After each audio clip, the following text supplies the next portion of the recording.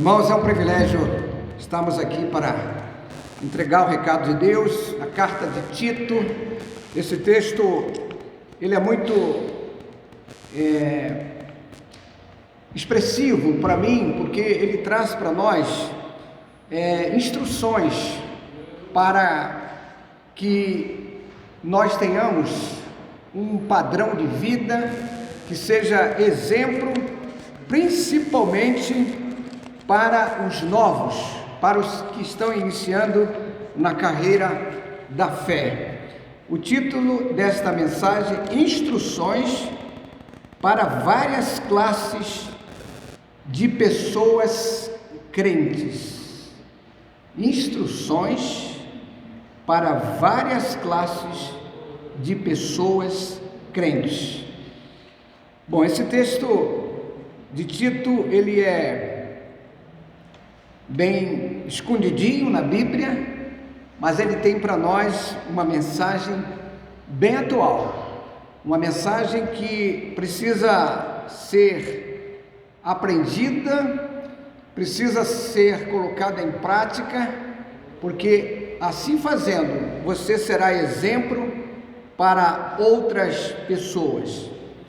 Tito, capítulo 2, versículos 2 até o 15. Quem achou, diga amém. Todos acharam? Misericórdia para alguns. Eu vou ler na minha versão, que diz assim: quanto aos homens idosos, que sejam moderados, respeitáveis, sensatos, sadios na fé, no amor e na perseverança. Versículo 3: do mesmo modo, quanto às mulheres idosas, que tenham conduta reverente, não sejam caluniadoras, nem escravizadas a muito vinho, que sejam mestras do bem. Versículo 4: a fim de instruírem as jovens recém-casadas a amar o marido e os filhos, a serem sensatas, puras, boas donas de casa, bondosas, sujeitas ao marido, para que a palavra de Deus não seja difamada. Versículo 6: do mesmo modo, quanto aos mais jovens, exorte-os para que em todas as coisas sejam moderados. Seja você mesmo um exemplo de boas obras no ensino, mostre integridade, reverência. Versículo 8: linguagem sadia e irrepreensível, para que o adversário seja envergonhado, não tendo nada de mal a dizer a vosso respeito, a nosso respeito. Versículo 9: quanto aos servos, que sejam em tudo obedientes ao seu Senhor, dando-lhes motivo de satisfação, que não sejam respondões, nem furtem, mas que deem prova de toda a fidelidade, a fim de que em todas as coisas manifeste a beleza da doutrina de Deus, nosso Salvador. Versículo 11: a graça salvadora de Deus. Porque a graça de Deus se manifestou, trazendo salvação a todos. Ela nos educa para que, renegadas a impiedade e as paixões mundanas, vivamos neste mundo de forma sensata, justa e piedosa.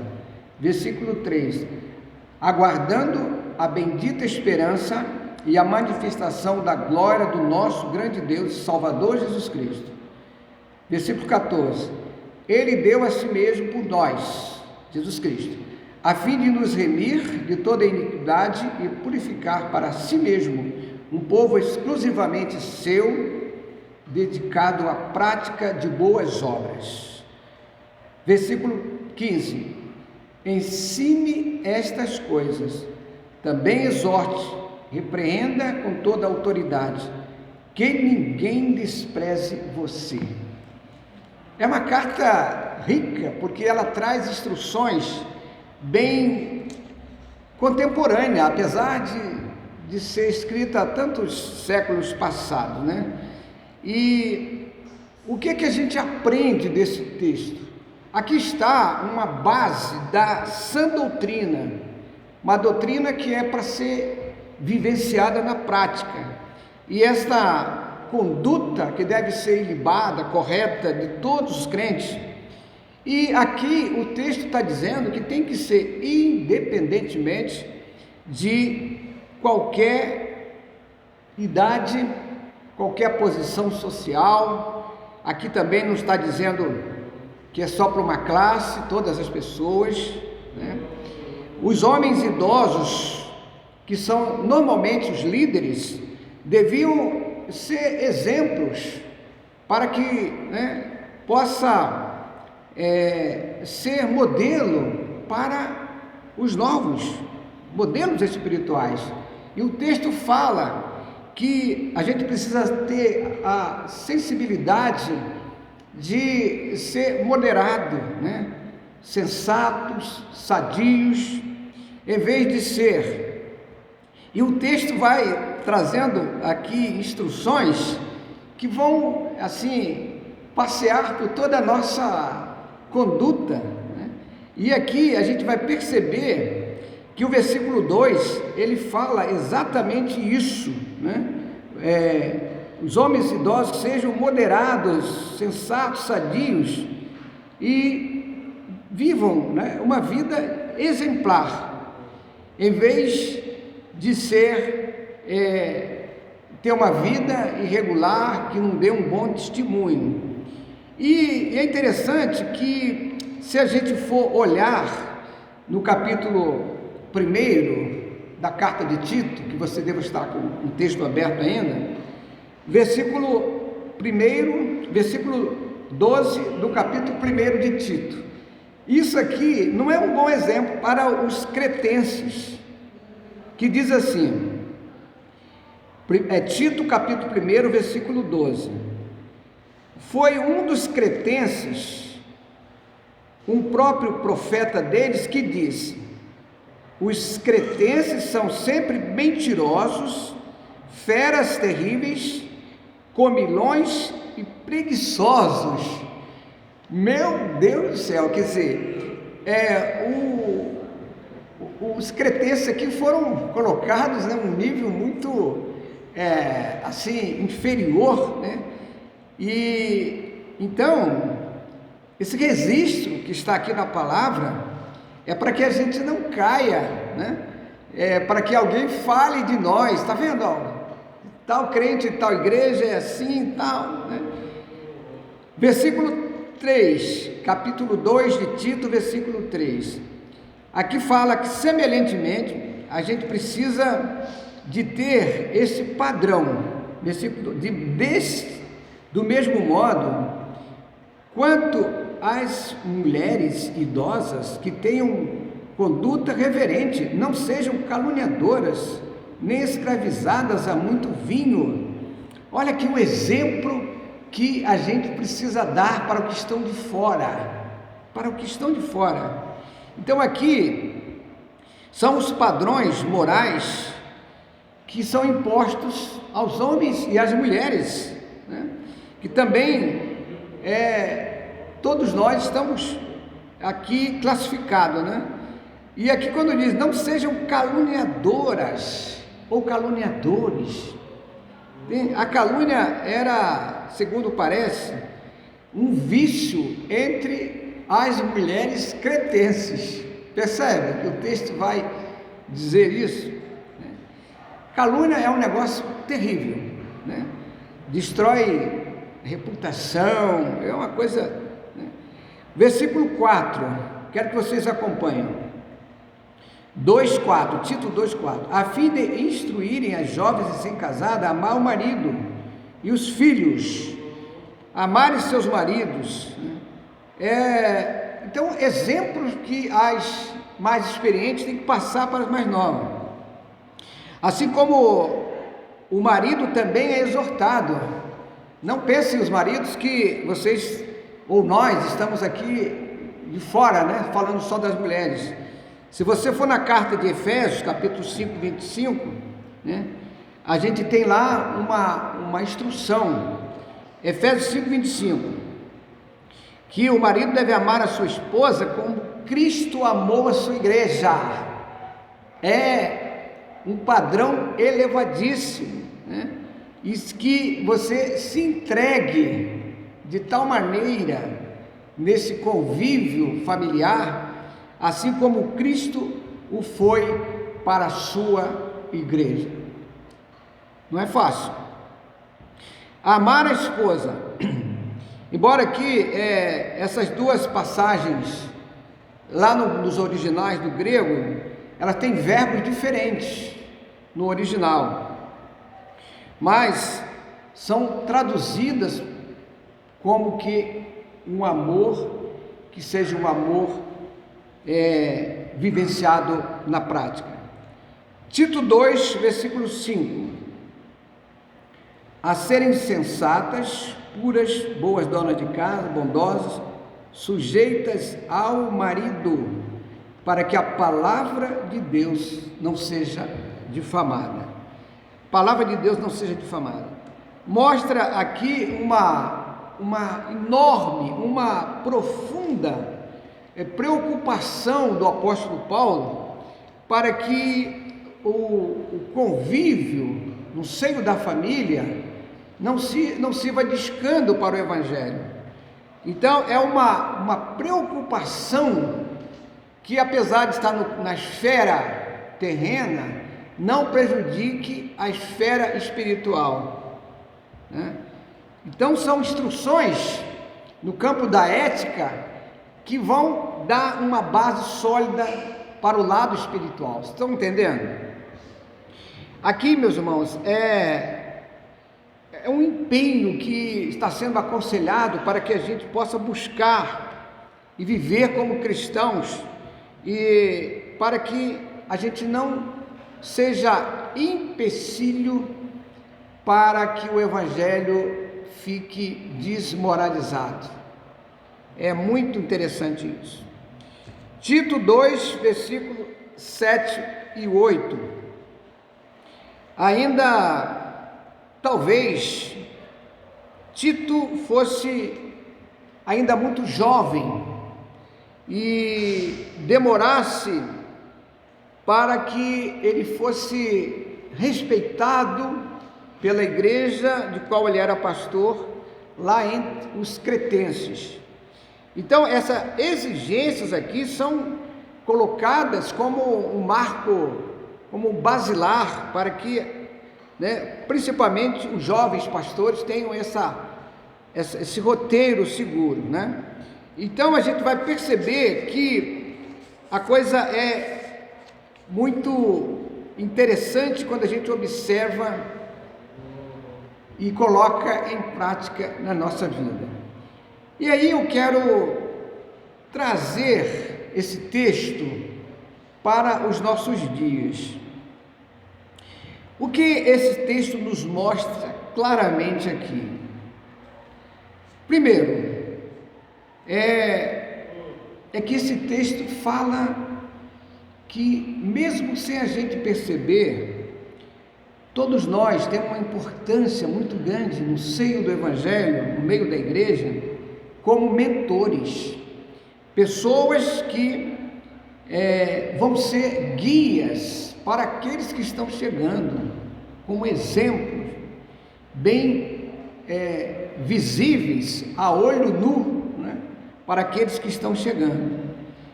Isso então vai trazer com que você, sem perceber, você vai ser um mentor, um mestre, um conselheiro, né? E vai poder moldar vidas, trazê-la para um patamar seguro, um padrão de vida, para que possam ser confiáveis, segundo Paulo está propondo aqui. Tito capítulo 1, título capítulo 1, versículo 9, na parte B. Você vai encontrar aí, título 1, versículo 9, na parte B. para que possa exortar pelo reto ensino e convencer os que contradizem este ensino. Por que está dizendo aqui? Seja capaz de encorajar outras pessoas pelo seu padrão de vida cristã. E assim você vai conseguir ser uma espécie de líder, de espelho, né? Para que a palavra de Deus seja pregada através do seu testemunho de vida. O fato de sermos salvos faz com que nosso comportamento seja modificado nesta vida. Uma das coisas que mais expressa a força e o poder do Evangelho é a mudança de vida quando alguém se converte. Isso fala tão forte, mas muito forte, muito além de palavras. Às vezes a gente pede que alguém, olha, vai pregar o Evangelho, vai falar do Evangelho, mas se a pessoa for falar do Evangelho com a vida toda torta, meu irmão, minha irmã, não vai ter efeito. E as pessoas, com certeza, falam muito mais sem palavras, pelo seu modo de vida, seu modo de agir, né? E aqui é um comportamento que ele tem que ser natural, não pode ser nada forçado. Há muitos anos atrás eu vi um testemunho que parece que foi vivido na vida real. Um casal estava se divorciando lá, mas eles estavam preocupados com o casal de filhos. Então eles combinaram entre si, dizendo, olha, a gente está meio mal aqui na parte conjugal, mas vamos manter aqui o padrão, tá? E vamos chamar de amor, tá? E um dia, não sei se eram dois meninos ou um casal, saíram num tapa lá, uma briga feia, e foram apartar, e aí eles perguntaram, mas o que está vendo? Não, ele me chamou de amor primeiro. O amor era agressão, era uma coisa que estava marcando a vida daquelas crianças, né? E aqui, versículo 12 do capítulo 2, diz assim, versículo 12, o 11, porque a graça de Deus se manifestou, trazendo salvação a todos. A graça, porque aqui no verso 12, ela nos educa para que, renegadas a impiedade e as paixões mundanas, vivamos neste mundo de forma sensata, justa e piedosa. A graça salvadora de Deus, ela nos educa para sermos diferenciados, vivendo neste mundo de uma forma que seja exemplo, justa, sensata e piedosa. Essa palavra piedosa, lá no original, piedade, ela tem uma força exuberante. Ela vem do grego, da raiz grega, eusebeia, ou eusebeia.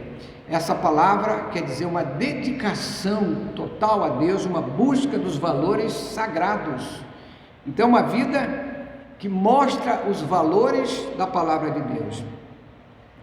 E aqui o texto também nos faz pensar quais são os conflitos a serem enfrentados pelos cristãos que estão subentendida nesse versículo 12, né? Tito 2:12. Segundo este versículo que nós acabamos de ler, ele faz uma confrontação com a lei de Gerson. Qual é a lei de Gerson? Levar vantagem em tudo. O Gerson foi um cracaço da seleção brasileira de 70 lá no México, mas ele ficou marcado com a lei de Gerson, né? Levar vantagem em tudo. Então, a gente, como cristão, não é um bom caminho levar vantagem em tudo. Então, perde o valor quando você atropela o outro para levar vantagem, porque o texto está pedindo para que a gente viva de uma forma sensata, uma forma justa e piedosa. se importar com o outro de tal maneira que você possa trazê-lo também para os caminhos do Senhor. Porque o apóstolo Paulo aqui, ele enfatiza tanto o autocontrole? Porque o autocontrole é algo que faz muito bem à nossa vida. E a gente vai encontrar em vários aqui textos no livro de Tito. Tito é muito rico, esse livro é poucos capítulos, né? Ele se esgota aqui no 3º capítulo, mas ele traz lições profundas. Por exemplo, no capítulo 1, de 8 a 10, ensina que a gente tem que ter uma convicção da nossa fé inabalável. Nada absolutamente pode tirar você da convicção da sua fé. Você não pode ser um crente que vacile, que duvide, principalmente do poder, da graça e da misericórdia de Deus. O crente em Cristo Jesus, ele precisa ser inabalável. Nem as tribulações, as lutas, as coisas ruins podem tirar da sua convicção absoluta de que temos um Deus que pode todas as coisas, um Deus que pode nos abençoar, nos livrar, mas Ele pode também fazer com que a gente possa passar pelas provas sem cair. Tito 2, versículo 2, pede que a gente seja perseverante, não vacilar nunca. Tito capítulo 2, versículos 6, 5, 6 e 12, nos ensina a sermos justos, não levar vantagem em tudo e fazer o que é bom, buscar ser sempre generoso, né? O crescimento na graça, no conhecimento da palavra de Deus, exemplo de vida de consagração total a Deus. E qual a relação que a gente vai encontrar aqui no nosso estilo de vida com a morte de Jesus? A gente vai encontrar aqui, por exemplo, em Tito, versículo 14, que vai dar aqui uma base, né? O 13, por exemplo, olha, aguardando a bendita esperança e a manifestação da glória do nosso Deus, nosso grande Deus, Salvador Jesus Cristo. Porque Ele deu a si mesmo por nós, a fim de nos remir de toda a iniquidade e purificar para si mesmo um povo exclusivamente seu, dedicado à prática de boas obras. Então aqui as boas obras, elas estão, digamos assim, como um bônus da sua fé. Se você tem fé, você praticamente vai realizar boas obras. Então deve ser aqui essa nossa meta, a buscar andar nesse trilho, nesse objetivo seguro. Porque Jesus, ele deu um exemplo, ele vivenciou isso, remiu de toda a nossa iniquidade, nossos pecados foram perdoados, né? Nós fomos purificados e Ele nos resgatou para si mesmo, mas para que sejamos então seus adoradores, aqueles que o adorem em espírito e em verdade. Concluindo esta palavra, eu gostaria de fazer essa pergunta, eu fiz a mim mesmo, gostaria que você pensasse um pouco, né? Em que medida você tem se dedicado ao autocontrole da sua vida e a fazer o que é bom? A gente precisa pensar nisso, né? Exercer o autocontrole, não cair em desespero por qualquer coisa. Tenha autocontrole e então você vai poder ter um padrão de vida muito melhor. E a outra pergunta, como você pode melhorar ainda mais? Eu creio que só existe um jeito da gente melhorar e estar sempre num crescimento espiritual, com muita oração, estudo da palavra, intimidade com Deus, buscar esse encontro a sós com Deus e viver uma vida de fé e esperança. O ditado popular diz que o brasileiro não desiste, mas o crente é que nunca pode desistir de um padrão de vida melhor que agrade a Deus. Você pode dizer amém? Glória a Deus. Vamos finalizar o culto desta noite cantando o hino 195 do cantor cristão. Este hino, na verdade, ele é muito longo. Vamos cantar algumas estrofes apenas. Ele tem, eu acho que 5 estrofes, se não me engano. 195. 5 estrofes. Vamos cantar a primeira, a segunda e a última. Ok? Gravaram bem? Hino 195. Já estou vendo algumas pessoas de pé. Olha, eu acho que você ficar em pé, você solta a sua voz. Pastor Santana pode ajudar na regência? Ter as vidas em olhar para Jesus Salvador. Ele diz: vida eterna eu te dou.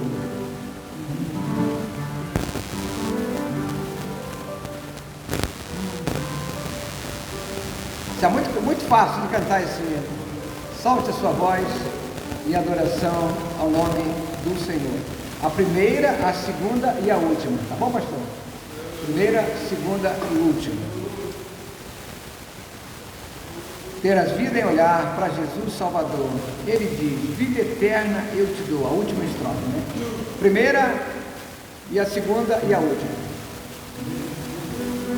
Primeira, segunda e última. Ter as vidas em olhar para Jesus Salvador. Ele diz: vida eterna eu te dou.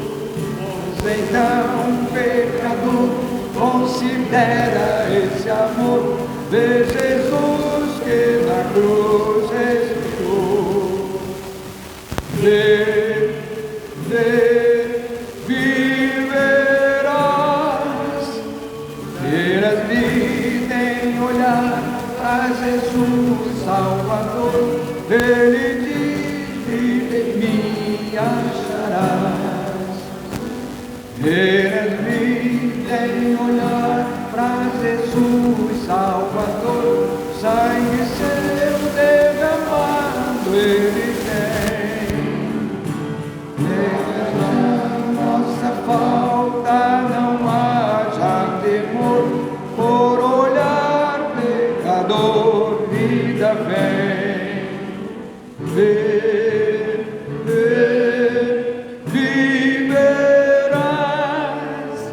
terás vida em olhar para Jesus Salvador. Ele diz: vida em mim acharás. A última. Terás vida em olhar para Jesus Salvador. Ele diz: vida eterna eu te dou. Nunca perecerás, crendo em Cristo Senhor. Segurança em Jesus gozarás.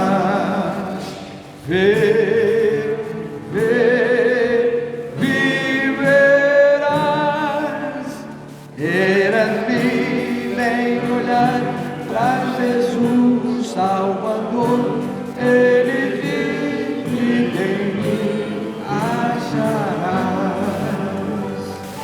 Meu irmão, minha irmã, você toma posse disso? Que Deus te abençoe, que dê a graça, a misericórdia, que você possa viver realmente uma vida que seja a luz do Evangelho por onde você andar. Deus o abençoe rica e abundantemente. Amém e amém.